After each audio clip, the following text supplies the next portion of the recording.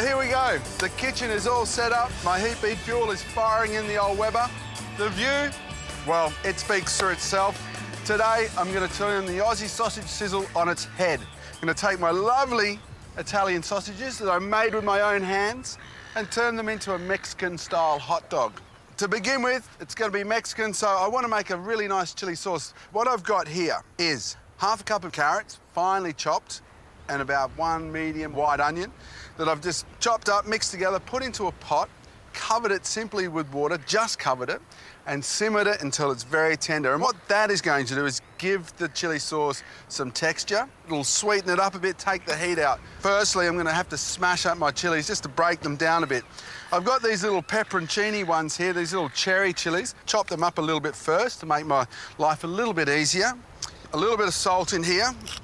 The salt will help me pound down the chili. We're just going to cover this up so I can really smash into it. I really need to work this down into a pulp. What I'm going to do now is add the carrots and the onions. Oh.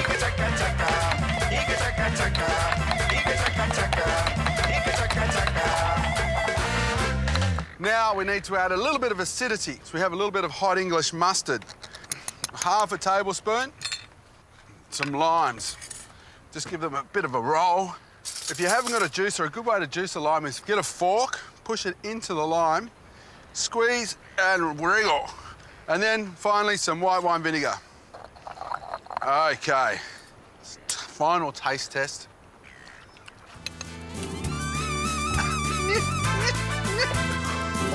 I love it.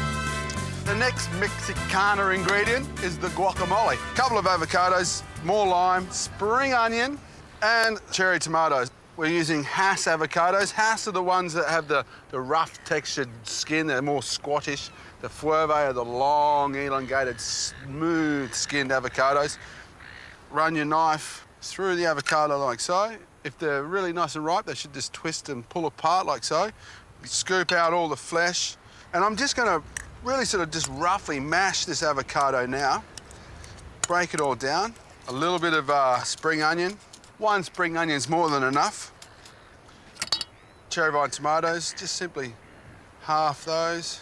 Again, this is just going to provide that little burst of flavour in amongst the soft textures of the avocado. Lime juice. It's the citric acid of the lime helps keep the avocado from oxidising. Mix that through, and the final sort of ingredient is some chopped coriander from Churchill Island Heritage Farm. Roughly run the knife through like so. Pepper, some salt, avocado, lime, salt. Yum, Andre. Let's get those sausages out. Well, if I can just show you can see the red from the pepperoncini, or the chili flakes, and the paprika. Delish. So, lid on, we'll have a look in a second or so, 5 minutes, turn them over. We can chill out for a bit, I think, while we wait for the snags to cook.